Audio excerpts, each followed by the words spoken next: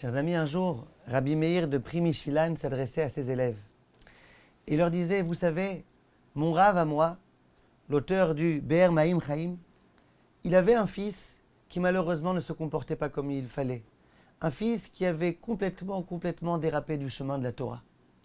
Et pourtant, mon Rav, il passait son temps à l'honorer, à lui donner ce dont il avait besoin, à se préoccuper de lui, à s'intéresser à lui. Et bien que le fils se comportait n'importe comment, le Rav, le père, il restait toujours un père pour son fils. Rajoute le Rav de Primichilan qui raconte ça. Il dit très souvent, ce Rav, mon Rav à moi, il levait ses mains vers Akadosh Baruch Hu. Et il disait à Hachem, écoute Hachem, je te demande s'il te plaît, d'être miséricordieux à l'égard de tes enfants, aussi bien que moi je suis miséricordieux à l'égard de mon fils. C'est vrai que tes enfants quelquefois, ils ne se comportent pas comme il faut. C'est vrai que quelquefois ils ne t'obéissent pas. Mais Hachem, s'il te plaît, sois miséricordieux à leur égard. Regarde, moi je suis miséricordieux à l'égard de mon fils, bien qu'il ne fait pas ce que je lui demande, bien qu'il n'observe pas la Torah. Et à ce moment-là, le Rav de Primichilan, il dit, mais a priori et à mon avis, toute cette histoire-là, toute cette façon de se comporter, toute cette démarche, le Rav, il a peut-être déduit de ce qui est écrit dans la Torah. Il y a écrit dans la Torah que Yitzhak aimait son fils Esav.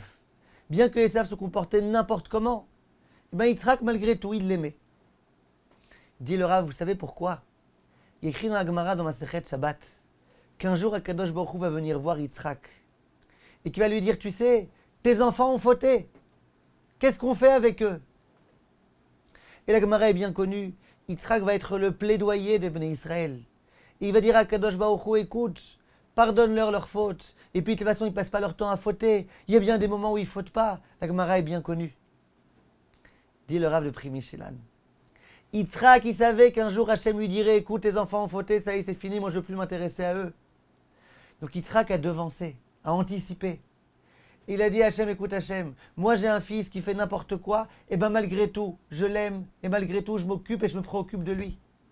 Alors toi aussi, Akadosh Baruch Hu, bien que tes enfants ne se comportent pas comme il faut, mais c'est tes enfants. Moi, mon fils Esav, c'est mon fils, bien que c'est Esav. Alors toi aussi, Akadosh Baruch Hu, préoccupe-toi de tes enfants. Et je trouve que c'est extraordinaire, c'est très beau.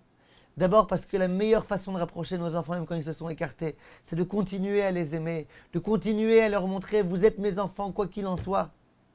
Et c'est beau de voir combien Akadosh Baruch Hu, il se préoccupe de nous tous, non seulement parce qu'il fait confiance en nous, mais parce que nous sommes ses enfants. Et quoi qu'il en soit, nous sommes ses enfants. Et Akadosh Baruch Hu continue à nous aimer quoi qu'il en soit. Comme tous mes chers amis, à bientôt.